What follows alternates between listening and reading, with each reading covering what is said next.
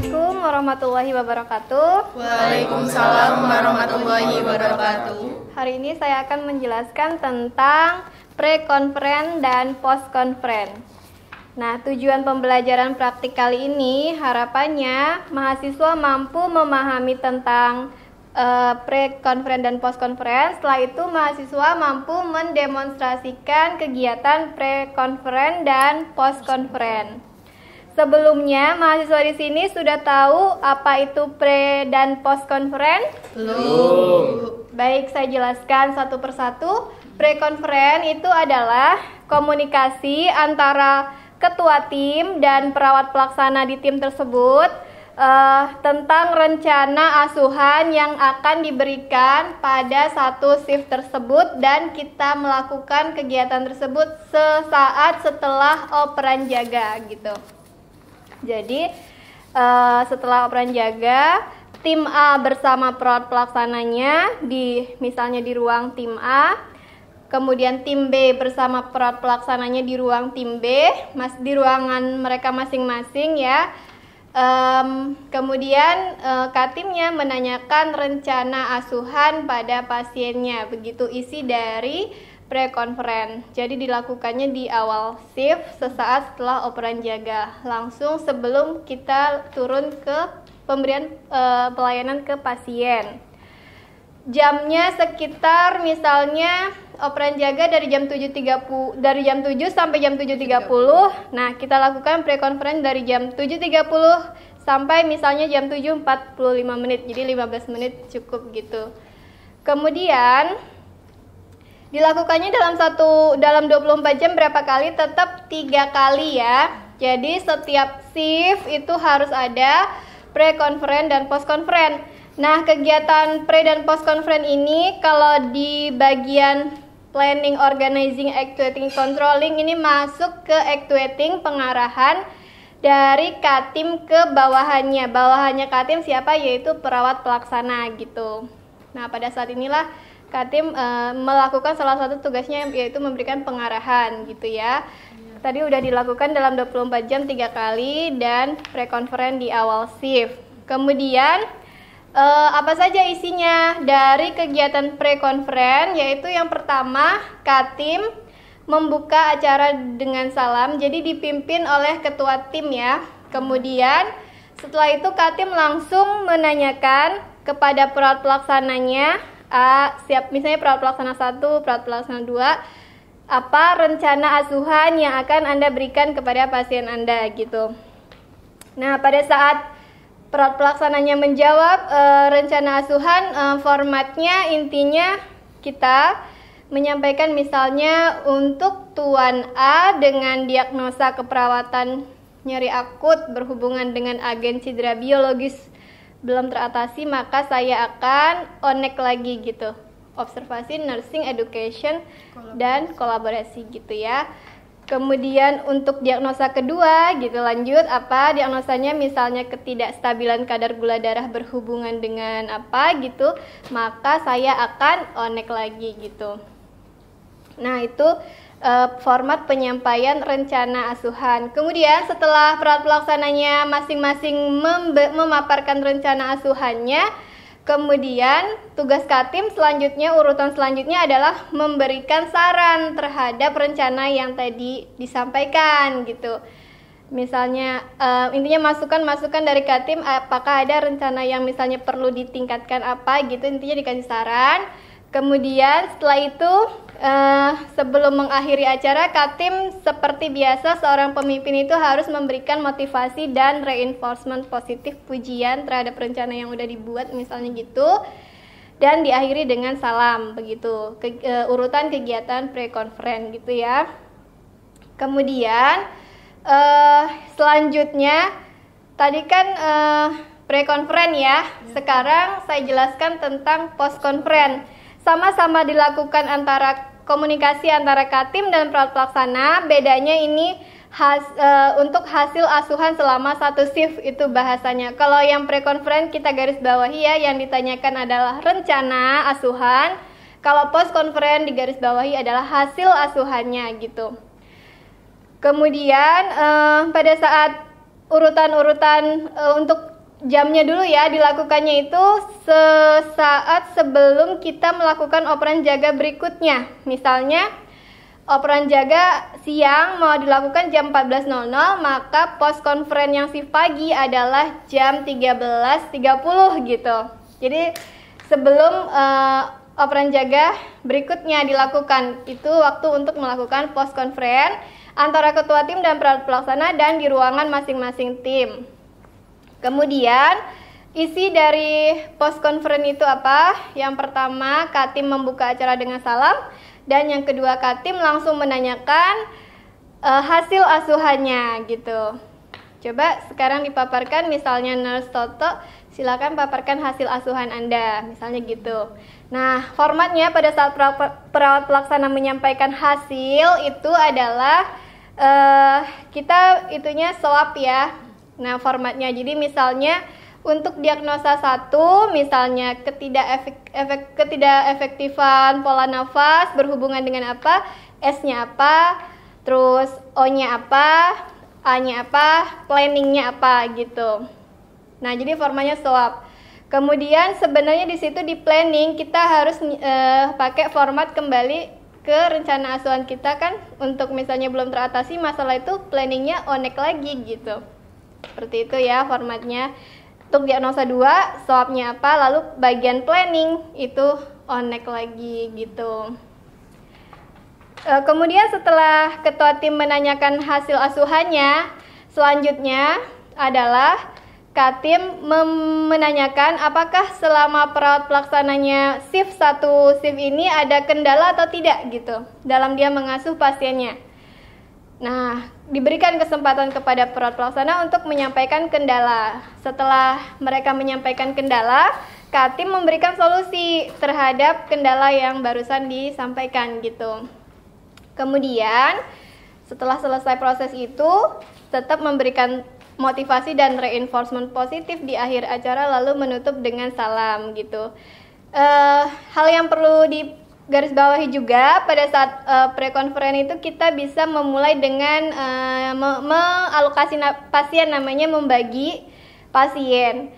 Jadi Katim misalnya di tim A hari ini tuh ada 5 pasien dengan 3 tingkat ketergantungan parsial, 2 minimal tingkat ketergantungannya. Nah, dalam Katim membagi dikatakan adil itu bukan rata. Misalnya ada 5 tadi 2, 2, 1 gitu, bukan rata, tapi lihat tingkat ketergantungan. Semakin dia tingkat ketergantungannya total kan semakin berat, berarti dapatnya 1 misalnya gitu. Kalau yang minimal 2 pasien gitu. Jadi lihat tingkat ketergantungannya. Jadi di awal pre-conference itu ada Katim membagi dulu misalnya nurse siapa mendapat pasien apa yang mana, terus nurse siapa mendapat pasien apa gitu, dibagi dulu. Nah, pada saat post conference juga bisa diulangi lagi. Tadi pagi kan saya sudah membagi ya, nurse A tadi ngasuh pasien A dan B gitu. Jadi diulangi yang itunya. Seperti itu. Sampai di sini bisa dipahami? Bisa. Ada yang mau ditanyakan? Ada. Ya, silakan. Sebutin namanya ya. Saya Ganjar Wedito, Bu. Bagaimana jika pada saat shift dalam tim tersebut hanya 1 perawat saja yang berdinas? Apakah perlu dilakukan pre atau post conference? Iya. Jadi kan biasanya itu kita kalau pembagian shift jaga ada kalanya kita itu dalam satu tim cuma sendirian ya, tidak selamanya berdua, bertiga, berempat gitu. Nah, kegiatan pre dan post conference ini syaratnya dilakukan jika kita ada partnernya ya, berdua, bertiga, berempat. Tapi jika kita sendirian di tim A, misalnya hanya kita sendiri, maka kegiatan pre dan post conference itu tidak dilakukan karena cuma sendirian gitu. Seperti itu ya. Selama kita ada partner itu wajib dilakukan gitu. Ada lagi yang mau bertanya? Ada Bu, ya. Nama saya Dwi Silviana, saya mau bertanya, apakah perlu disampaikan data pasien secara lengkap Bu, seperti kayak di operan kayak gitu? Ya, baik. Jadi untuk kegiatan pre-conference dan post-conference kita tidak perlu menyampaikan data-data pasien selengkap pada saat operan karena itu namanya pengulangan dan nanti akan menghabiskan banyak waktu, sedangkan tadi kita harus segera pelayanan ke pasien.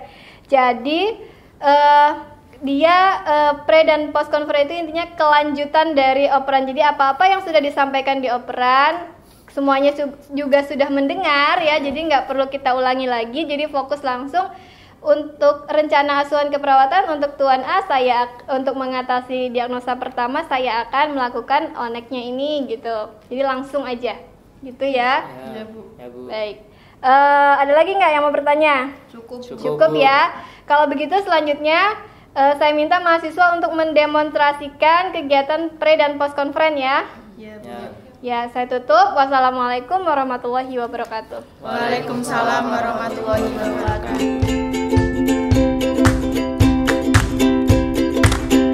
Assalamualaikum warahmatullahi wabarakatuh. Perkenalkan, kami mahasiswa dari Universitas Muhammadiyah Pekajangan Pekalongan, program Studi Nurse Angkatan A17. Di sini kami akan melakukan role play tentang pre-conference. Saya sendiri, Rati Ayu Nidia Safitri, sebagai Ketua Tim 1. Saya Ganjar Widido sebagai perawat pelaksana tim 1. Saya Robi Manjarni sebagai perawat pelaksana tim 1. Langsung saja kita mulai role play-nya. Assalamualaikum warahmatullahi wabarakatuh. Waalaikumsalam warahmatullahi wabarakatuh. Selamat pagi Pak Ganjar, selamat pagi Ibu Manja. Pagi Ibu. Seperti biasa kita kumpul pada pagi hari ini di kegiatan pre-conference. Sebelum kita mengawali kegiatan pre-conference pada pagi hari ini, marilah kita mengucapkan basmalah. Bismillahirrahmanirrahim. Hari ini kita melakukan kegiatan pre-conference. Tujuannya adalah untuk mengetahui rencana asuhan keperawatan yang akan dilakukan oleh rekan-rekan perawat kepada pasien. Di sini ada 3 pasien dari bed A1 sampai A3 dengan ketergantungan parsial. Saya sendiri mengelola Nyonya Tessa, bed A1 dengan diagnosa hipertensi, dokternya Dr. Nita. Untuk Nyonya Maya, bed 2 dengan diagnosa ulkus DM, dokternya Dr. Nita, saya serahkan kepada Bapak Ganjar.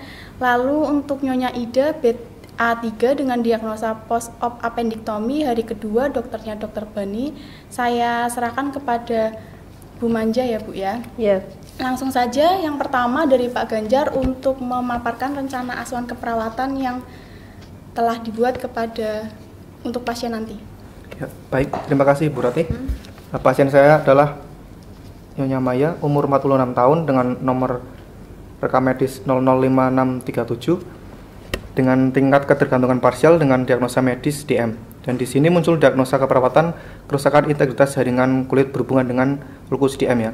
Intervensi yang akan saya lakukan nanti pertama observasi luka, kemudian melakukan perawatan luka steril, menganjurkan untuk tetap menjaga kebersihan luka, kemudian kolaborasikan dengan dokter dalam pemberian cefotaxim 500 mg 2x1 melalui IV. Kemudian diagnosa yang kedua yaitu ketidakstabilan kadar glukosa darah.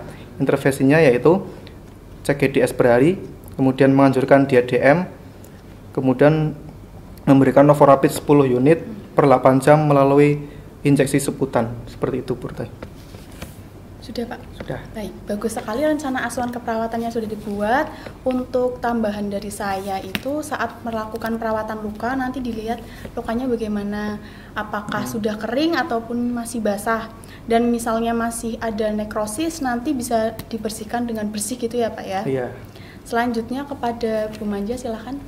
Baik Ibu, saya mengelola Nyonya Ida, umur 31 tahun dengan nomor rekam medis 004251 dengan diagnosa medis post-op appendiktomi hari kedua. Di sini muncul diagnosa keperawatan nyeri akut berhubungan dengan post-op appendiktomi. Dan rencana intervensi yang akan saya lakukan yaitu observasi nyeri pasien. Setelah itu berikan posisi yang nyaman, ajarkan teknik relaksasi nafas dalam, kolaborasikan dengan dokter dalam memberikan injeksi keterolak 30 mg per 8 jam melalui IV. Dan untuk diagnosa yang kedua yaitu kerusakan integritas kulit berhubungan dengan luka post-op. Intervensi yang akan saya lakukan yaitu yang pertama observasi luka, melakukan perawatan luka steril, menganjurkan untuk tetap menjaga kebersihan luka, kolaborasikan dengan dokter dalam pemberian cefotaxim 500 mg per 12 jam melalui IV. Seperti itu Ibu. Baik Ibu, rencananya sudah bagus sekali. Tadi ada diagnosa yang pertama itu nyeri ya Bu ya. Yeah. Untuk tambahannya nyerinya nanti dilihat bagaimana sesuai dengan PQRST diobservasi, lalu TTV-nya juga. Dan tadi ada Ibu Manja mau mengajarkan tentang relaksasi nafas dalam ya Bu ya. Iya. Nanti itu di ruangan ada keluarganya tidak? Ada keluarganya. Ada keluarganya. Nanti saat melakukan relaksasi, tolong keluarganya juga diajarkan agar Iya. membimbing pasien dalam melakukan relaksasi. Iya Ibu, baik. Dan untuk lukanya juga sama, nanti dilihat lukanya bagaimana, jahitannya sudah kering ataukah ada rembesan. Nanti hasilnya bisa dituliskan di rekam medis buat catatan gitu ya Bu ya. Iya, siap. Apakah ada tambahan lagi? Cukup Ibu. Cukup. Baik, terima kasih rekan-rekan yang sudah menyampaikan rencana asuhan keperawatannya. Semoga kita dapat menjalankan tugas dengan baik dan sesuai standar operasional yang ada. Kita tutup kegiatan pre-conference pada pagi hari ini dengan mengucapkan Alhamdulillah. Alhamdulillahirabbil alamin. Saya tutup. Wassalamualaikum warahmatullahi wabarakatuh. Waalaikumsalam warahmatullahi wabarakatuh.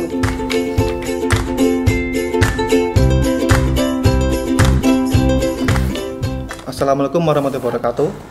Perkenalkan, kami mahasiswa dari Universitas Muhammadiyah Pekajangan Pekalongan, program studi nurse angkatan 2017. Di sini kami akan melakukan role play tentang post conference. Saya Ganjar Wirido sebagai Katim 1. Saya Muhammad Saifuddin sebagai perawat pelaksana tim 1. Saya Rati Aini Dia Safitri sebagai perawat pelaksana tim 1. Oke, langsung saja kita mulai untuk role play-nya. Assalamualaikum warahmatullahi wabarakatuh. Waalaikumsalam warahmatullahi wabarakatuh. Alhamdulillah, puji syukur kehadirat Allah Subhanahu wa taala yang telah memberikan rahmatnya kepada kita sehingga pada siang hari ini kita bisa berkumpul lagi di sini untuk melakukan kegiatan post conference sebelum nanti dioperkan ke shift berikutnya. Nah, untuk memulai kegiatan post conference pada siang hari ini, mari kita membaca basmalah. Bismillahirrahmanirrahim. Nah, untuk pasien kelolaan kan sudah dibagi ya. Ya. Nah, Pak Iza dengan pasien Nyonya M dan Bu Rati pasien Tuan K. Baiklah, saya persilakan untuk menyampaikan hasil asuhan keperawatannya masing-masing. Ya, baik, terima kasih. Untuk pasien kelolaan saya adalah Nyonya M, umur 58 tahun dengan diabetes mellitus. Perawatan hari kedua, tindakan yang telah dilakukan untuk mengatasi diagnosa keperawatan yang muncul adalah: pertama, diagnosa kerusakan integritas jaringan berhubungan dengan ulkus. Hasil setelah dilakukan tindakan keperawatan, pasien mengatakan nyeri pada area luka, nampak verban balutan pada kaki kanan, masalah belum teratasi. Rencana tindak lanjut yaitu observasi keadaan luka, lakukan ganti balut, anjurkan pasien menjaga kebersihan luka, kolaborasikan dengan dokter untuk pemberian terapi cairan infus. Untuk diagnosa keperawatan kedua yaitu ketidakstabilan kadar glukosa darah berhubungan dengan ketidakpatuhan dalam pengobatan. Hasil setelah dilakukan tindakan keperawatan adalah pasien mengatakan kadang tidak nafsu makan, GTS 327 mg, masalah belum teratasi. Rencana tindak lanjut yaitu observasi kadar glukosa, cek GTS per 8 jam, motivasi pasien untuk selalu makan, kolaborasi dengan dokter untuk pemberian terapi Novorapid 10 unit per 8 jam melalui injeksi subkutan. Ya, terima kasih. Ya. Kemudian untuk Bu Rati. Terima kasih Bapak. Untuk pasien kelolaan saya yaitu Tuan K, umur 52 tahun dengan diagnosa medis GEA, perawatan hari kedua. Tindakan yang telah dilakukan untuk mengatasi diagnosa yang muncul adalah untuk diagnosa yang pertama yaitu nyeri akut berhubungan dengan agen cedera biologis. Hasil setelah dilakukan tindakan keperawatan, pasien masih mengeluh nyeri pada perut. Pasien terlihat menahan nyeri, skala nyeri 5 hilang timbul. Masalah belum teratasi. Rencana tindak lanjutnya yaitu kaji nyeri pasien, PQRST, lakukan relaksasi nafas dalam, ajarkan pasien untuk banyak minum air putih, kolaborasikan dengan dokter dalam pemberian injeksi ketorolac 30 mg per 8 jam melalui IV. Untuk diagnosa keperawatan kedua yaitu resiko kekurangan volume cairan berhubungan dengan output berlebih. Hasil setelah dilakukan tindakan keperawatan yaitu pasien mengatakan masih BAB cair, lumayan sering, pasien tampak lemas, akral dingin. Masalah belum teratasi. Rencana tindak lanjutnya yaitu observasi input cairan pasien, beri terapi infus RL 500 ml, anjurkan pasien banyak minum, lalu kolaborasikan dengan ahli gizi untuk dietnya. Sekian dari saya, Pak. Oh ya, baiklah. Terima kasih kepada rekan-rekan semua yang telah menyampaikan hasil ASKEP-nya. Nah, sudah bagus ya. Namun dilihat dari lapor yang tadi rekan-rekan sampaikan bahwa masing-masing dari pasien masih memerlukan perawatan yang atau tindakan yang lebih ya. Nah, untuk itu saya harapkan untuk kerjasamanya lebih ditingkatkan. Ya, untuk tindakan keperawatan yang telah dilakukan tadi, apakah ada kendala? Ya, pasien itu menolak saat dipasang infus. Soalnya tadi lepas, Pak. Oh, lepas. Nah, kemudian Bu Ratih ada nggak? Ada Pak, untuk pasien ruangan K itu kan ada diagnosa kekurangan volume cairan, sedangkan pasien itu susah buat minum gitu Pak. Itu bagaimana ya Pak Oh, iya. solusinya? Nah, untuk masalah yang masih tadi ya, untuk membujuk pasien dan keluarga ya kalau bisa ya. Soalnya kan harus ada obat yang masuk gitu, dibilangin ke keluarganya. Ya. Kalau tidak kan nanti gimana juga nanti pemikiran dari luar sana. Ya. Terus untuk Bu Ratih yang tadi susah minum, nanti dimotivasi untuk sering minum Bu ya. Soalnya kan kekurangan volume cairan banyak itu buat pasiennya. Oke, saya kira cukup untuk post conference pada siang hari ini. Untuk menutup kegiatan post conference pada siang hari ini, marilah kita membaca hamdalah. Alhamdulillahirobbilalamin. Hati-hati di jalan, semoga selamat sampai rumah. Saya cukupkan. Wassalamualaikum warahmatullahi wabarakatuh. Waalaikumsalam warahmatullahi wabarakatuh.